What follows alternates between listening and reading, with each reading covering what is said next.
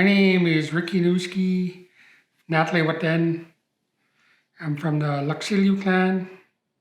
My parents are Frank Nooski, Jesse Nooski. From Nadleh, my Tachi grandparents are Eugene Joseph and Marianne Joseph. I do a bit of hunting, a lot of fishing, trapping, not so much no more these days because the trap line's all burnt up from the Shovel Lake fire, or trap line. Not much trapping now on there no more to this day because of a Shovel Lake fire. Took 100% of our trees on our trap line. My brothers that taught me to hunt were Kenny Nooski and Dennis Nooski, my Uncle Ernie, Uncle Alexander Nooski. They also taught me how to trap. But the first person that taught me how to trap was my mother, Jessie Nooski. She taught me how to trap the easy stuff, lynx, grouse. Then later on, as I said, my Uncle Ernie and brother Kenny taught me how to trap marten. My mom, she taught me how to snare lynx on Nadleh Mountain. She put up one foothold trap and one neck snare wire, and she put up a feather with something shiny on there. She said lynx are just like cats. They see something, they want to bat it around. They'll either step in the leg hole or get their neck stuck in the noose. So when I was 11, I caught my first lynx. She taught me when grouse makes the fluttering sound, that's where you can make the trap snare for him. So I tried that a couple of times. It took me 5 times before I actually caught one grouse. And it was a pretty efficient way, especially if you don't have a 22. Not everybody back then had 22 guns. So Brian Ketlo taught me how to trap beaver on the Nadleh River, and my Uncle Alec, and part of my Uncle Buddy, my brother Kenny taught me up in Ormond Lake and Una Lake areas, and in Frizz Lake, they taught me how to trap otter too. But nobody wants to trap otter nowadays.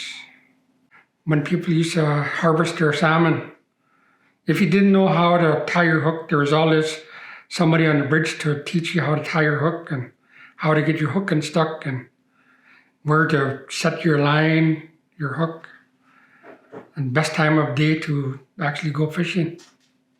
My brother Kenny taught me the fast way to swim. He threw me off Nadleh Bridge. And a little later on, my sister Cindy and Sandra, Lucille taught me how to swim. They brought me to Beaumont Park. There was a wharf there. They taught me how to swim from the wharf to shore. They just kept on bringing me back to the wharf. Said, now you could swim back. You did either dog paddle or overhand, they told me. But me, I mostly sank. I was about 11 when they first got there. When I saw first moose get harvested, I was basically just watching. And later on, I was the helper, hold the moose's leg. And a little later, I don't know, 12, 13, I skinned out my first moose by myself with my brother Kenny and Uncle Alex watching me, making sure I didn't puncture anything in his stomach. Yeah, they were there to guide me, but they let me skin the whole moose out myself. But I was 12, I believe, or 11. When I first got my first moose, my brother Kenny and my brother Dennis gave me a 303, and it had a bent barrel on it. They thought I wasn't going to get a moose, but I adjusted the barrel, and I got my first moose on Shortcut Road. But I got kind of sad after that. When we finished skinning out the moose, my mom told me to bring moose to my Auntie Lillian's Auntie Margaret, she said, give the whole moose away, which I did. I didn't understand at the time that that's what you do with your first moose.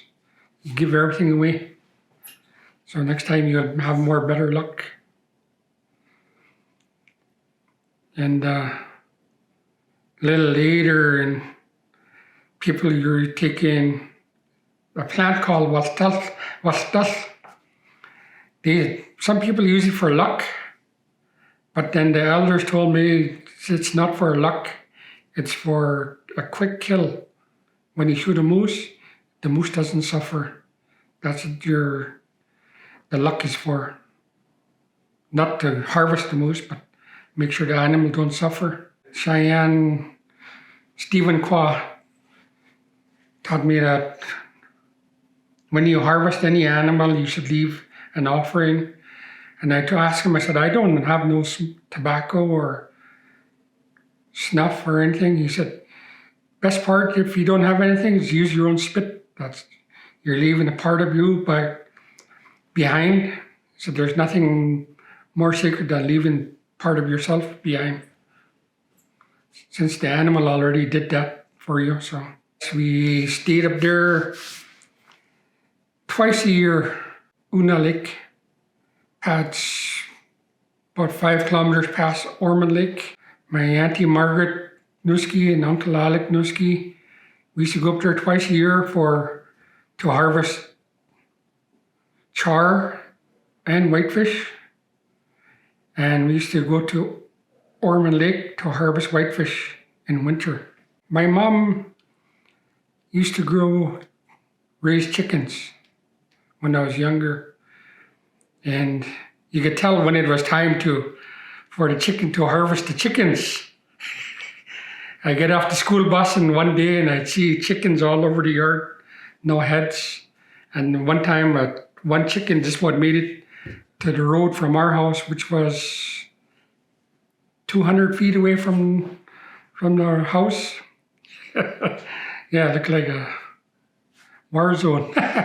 Yeah, we used to raise pigs too, chickens. When I was younger, Bruno Lazar used to work for, now they're called the YRB, Yellowhead Road and Bridge. I don't know what they were called back then, but he was in charge of putting the kilometer signs on the forestry roads.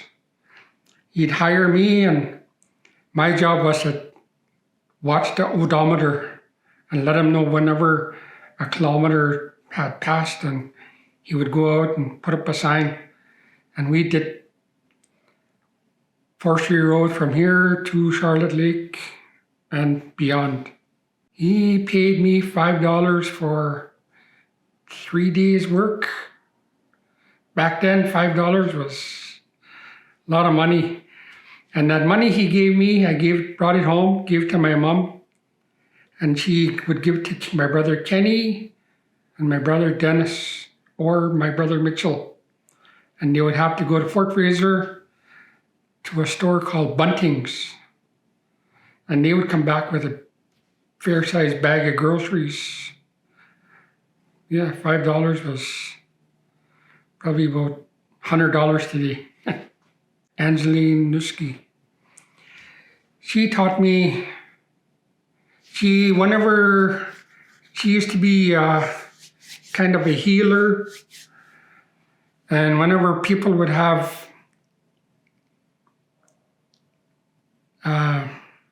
it's like spirits in their house, they would come and get her to get rid of the spirits in her house, or she was a healer. And once a year she would get me and my brother Kenny to get willows and bundle them up and put them into the river at certain points. And I asked her, why are you doing that? And she said, we're cleansing the river. I said, are you the only one? And she said, no. Above us was Dakelh Cho. She would do the Stilaco area, and below us was Sophie Thomas would do Vanderbilt and Stony Creek area. She said everybody up and down the river would do that on certain day after ice breakup. But I haven't seen anybody doing that no more to this day. I saw her once. There was a bowl of maggots from doing fish, and she would put her hands in the bowl and wash it like this, just like she was washing her hands. I'd ask her, why you do that? She said, so your hands don't get cold in the future. Which I didn't believe until I saw her in winter one time. She was outside getting wood and that. She had no gloves on, and her hands were not cold. And she would, like I said, people come get her to get rid of spirits in their house. And she'd bring me either me or my brother Kenny along to be her helper. And that was not for the faint of heart. Yeah, she would, the way she did it, the way she was taught by her grandmother, was she went in at nighttime and she would have a stick and she would go leave one door open. I asked her, why did you do that? She said, for the spirits, their way out. And she would go around to each room, bang on the walls, and she would talk to in carrier. I didn't know what she was saying back then. She did that, and my job was to hold the door open. I said, why do I need to hold the door open? And she said, when you do hold the door open, look away. Don't look at the open door. And I would hear people running out. And when they were running out, they were talking, but I could not understand their language. And I got a chill up and down my spine every time. Matthew Ketlo, yeah, he taught me how to skin a muskrat. And after that, I kind of went on a little hunting spree with muskrats. But he didn't mind. As long as I brought the muskrat to him cleaned and skinned, and he would fry it up. And he would share it with the other elders that were in his house at the time. Did you eat it too? Not me, I didn't. That's an acquired taste. I love char fishing. I char fish in Fraser Lake, Una Lake. But that's kind of going by the wayside now, since nobody eats char nowadays, or whitefish. Whitefish, we used to harvest that in winter. First full moon in winter, we used to dip net them. Used to catch between 50 and 100 a night. But with that many whitefish, it was hard to give away. So after a while, we just quit dip netting. Ormond Lake, the whitefish, the only way you can catch them up there is by net. And they are big whitefish. They're 3-4 pounders. If you don't know how big a 3-4 pounder is, it's probably about 16-18 inches long. And they're hard to catch, those ones. Ormond Lake, our people used to live up there. It's a very powerful area. If you go up there alone, and there's spirits of our ancestors up there, and they let their presence known to you once you get up there. And there are certain rules you have to follow when you go up there. It's like first time people going up there, they have to put ashes on their face. And I'd ask the elders, why do you do that? They said, if you don't do that, you'll change the weather up there. You'll bring the storm. Which I did not. To this day, anybody I bring up there that hasn't been up there, I make sure they have ash on their face.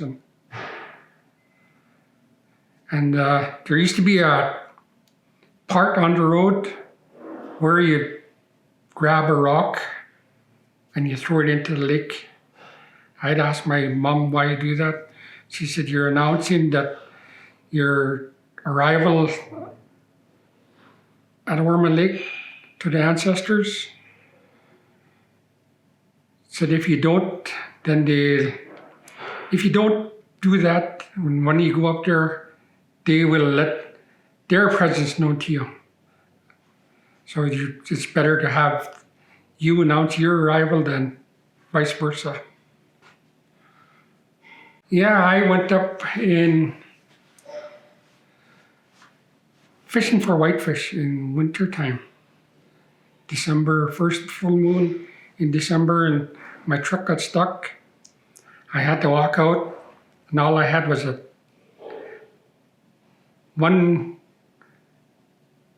two bullets with me.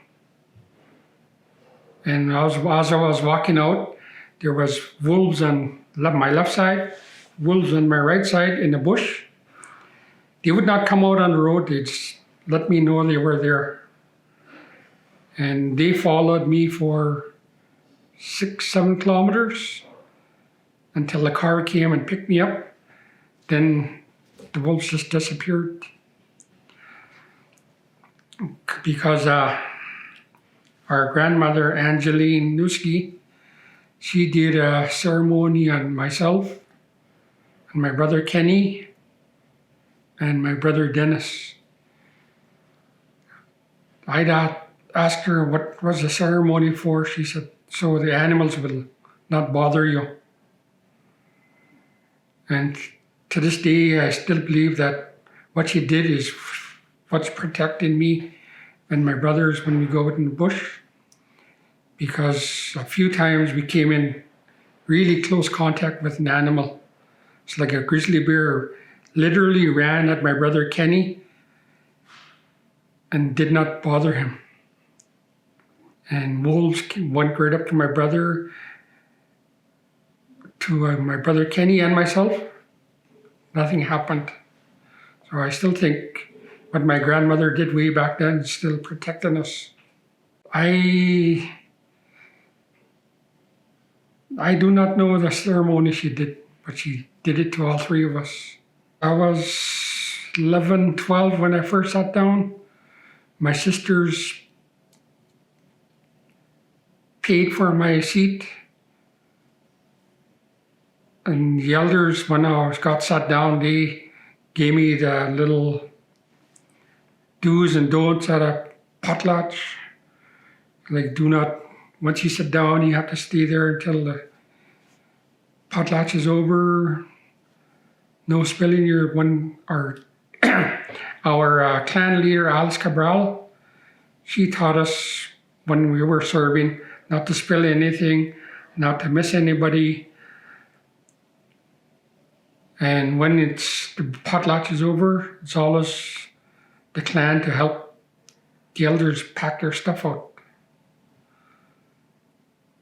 And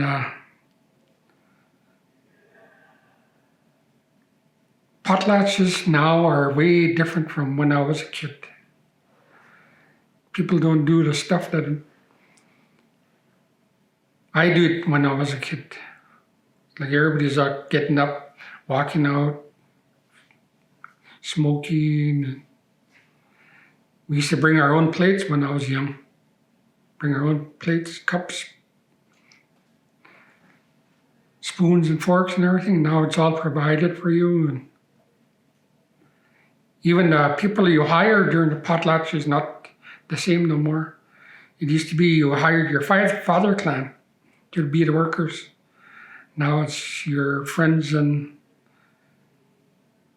co-workers even. So everything's changing. So yes, when you're a worker, there's certain rules you have to follow. When you're a grave digger, when I was growing up, you never ever did the whole grave in one day. You would always leave some for the very last day. And some people, they removed the outer fence to build a grave. And my Uncle Ernie got mad at some people once and said, you have to put a ribbon even, piece of string. That's to keep everybody, not from people going into the graveyard, but from people from into the graveyard coming out. And I asked him, I said, what do you mean? He said, do you ever sit at home and something moved or you hear a voice? Or he said, that's because somebody left the gate open or somebody from inside came out. It's like when my brother passed away, one of my brothers wanted him cremated and the rest of the family didn't. And it is, people got mad. People were fighting amongst each other. But when you have a list of your final wishes, nobody can see anything because that's what you want. Which workers you want to hire, where you want to be buried or cremated. So you have to follow your wishes. I was in St. Joseph School while I was in grade 5.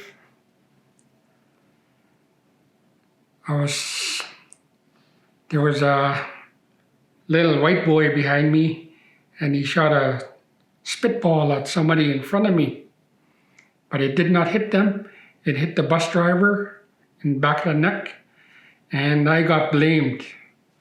And even the other native students said, no, it wasn't Ricky, but I still got kicked off the bus in Vanderhoof and it was -30. And I stood on the road and a couple from Burns Lake picked me up and they were drinking and they asked me, where you live? I said, Nadleh. And they said, we know lots of people in Nadleh. And I told them my parents' name and they said, yes, we know Jesse and Frank. We'll bring you home. And we sped past the bus, the school bus, and we beat the bus home.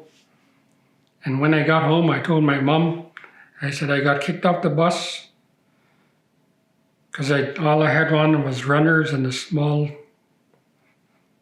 coat back then. And my brother Kenny was mad. He was fuming that the bus driver kicked me off when I wasn't even dressed for the weather.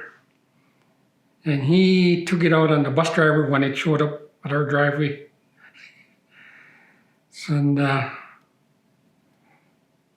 that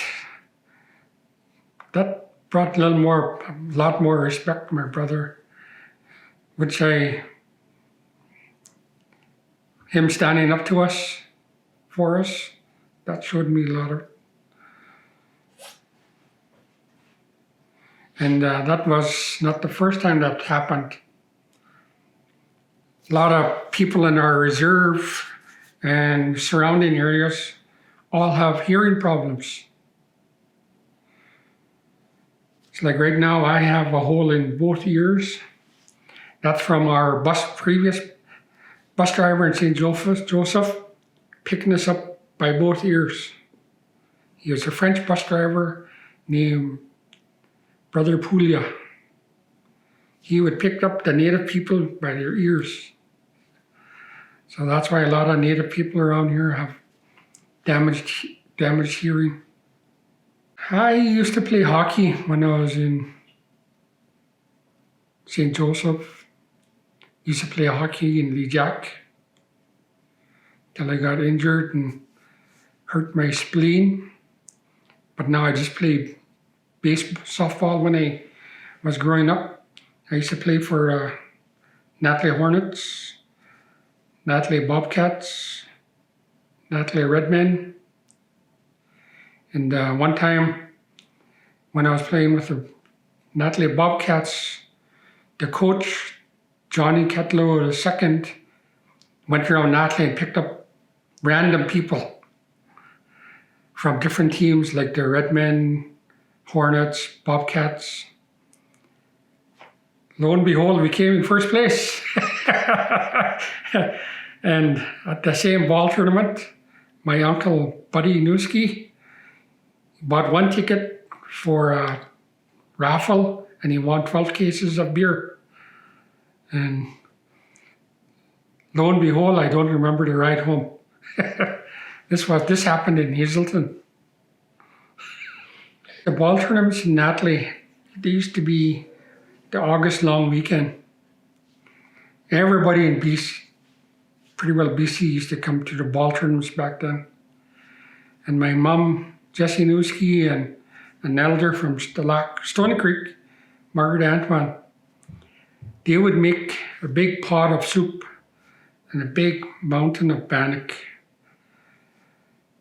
And all you have to do was tell one person, come to your house to come and eat, and they would tell the other more people. And they basically did it for people that came from far away and didn't have money for the hamburger stand. And yeah, they fed quite a bit of people back then. Christmas, that was great back then. My mom, I don't know how she did it. She'd cook a whole Christmas dinner on one little wood stove. She'd have turkey, ham, fixings and everything. And Christmas morning, she would tell me go around the reserve, get all the single people, elders, like Tonto Sutherland, Ronnie Ketlo, Matthew Ketlo, Stephen George. She would tell me to bring them back to come have dinner with us. That was just to see the joy of their face when somebody tell you come have Christmas dinner with you. That was something else. My grandmother, Angeline Nooski, she would come pick us up and get us to help her gather medicines.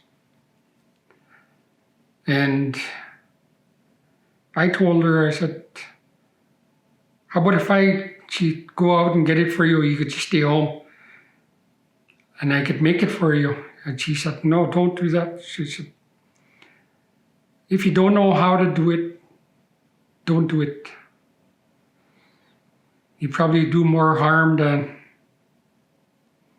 good. If you don't know how, don't do it.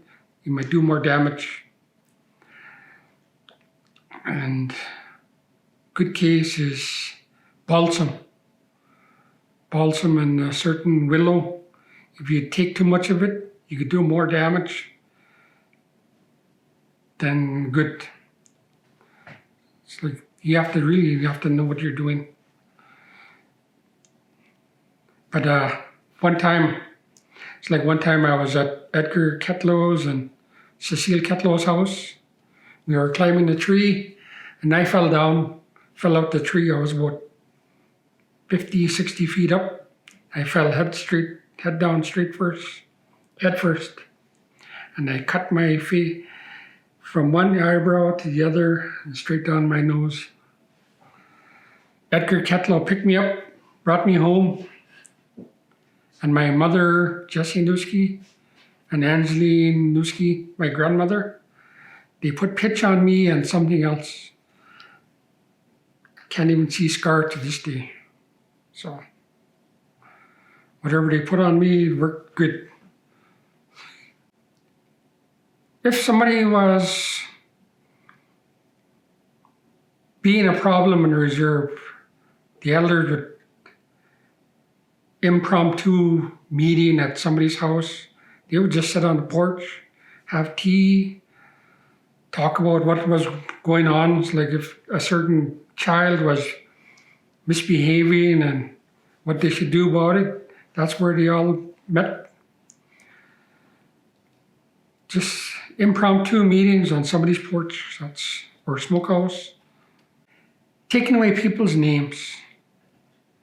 It's like if somebody had a name and they weren't respectable or disrespected somebody in the community or was doing something that was illegal, people back then, they used to take away your names and even chase them out the potlatch. You're not allowed to attend it no more. And they don't do that no more. Even the shaman ceremony, they don't do no more. I haven't seen that done since I was a kid. They would bring the person up to the middle and let people in the whole hall, in the whole potlatch know what they did. And if you were the only one, or if there was somebody else, they would come up and say what wrong they did. And that person had to stand there and take it. It's like if you disrespected or abused your wife or anything, that's where it would be brought up in the potlatch, your clan. And I haven't seen that done. I just heard about it being done when I was growing up, but I never ever saw it done. You're supposed to be in good standing with the community. You're supposed to help your fellow community members.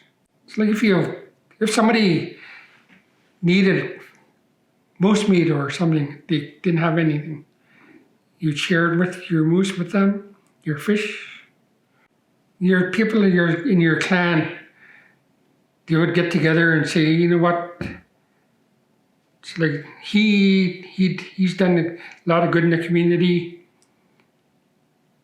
and I think he should have a name. But names are pretty hard to earn nowadays. If anything happened to you, anything you did to injure or anything else to a fellow community member, there's a lot of stuff. It's like abusing your wife or abusing your kids, or like I just heard, oh, they took away this person's name, but it never happened in my community.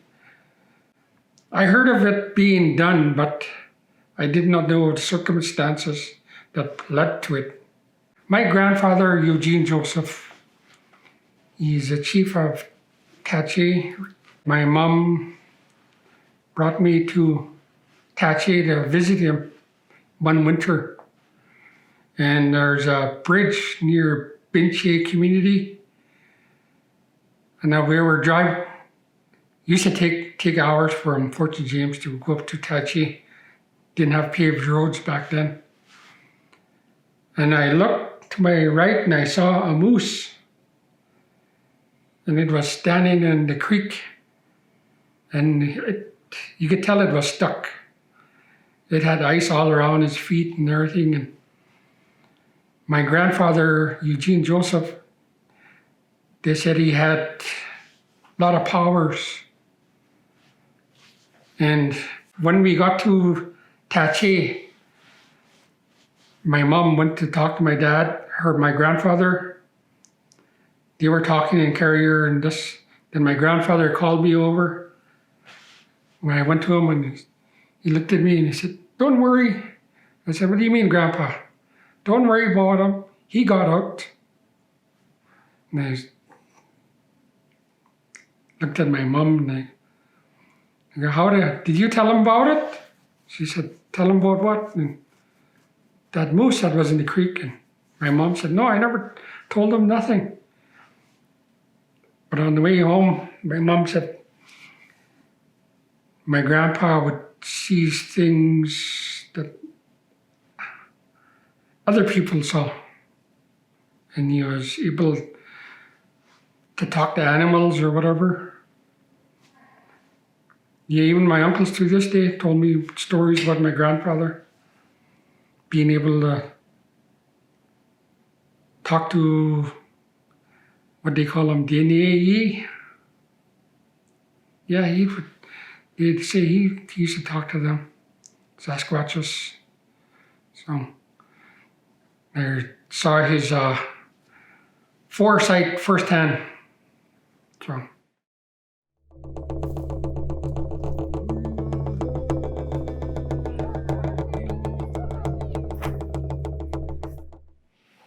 They tell me stories about him.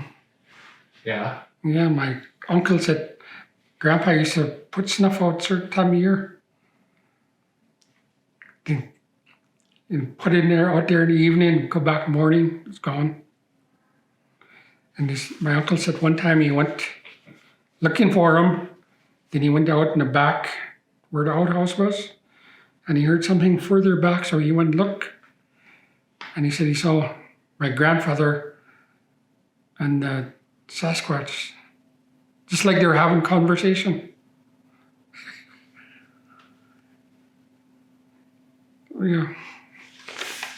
I heard that about my great grandmother Angeline too, that she knew the families and she used to talk to them. Yeah. Yeah, I remember your grandmother Angeline too.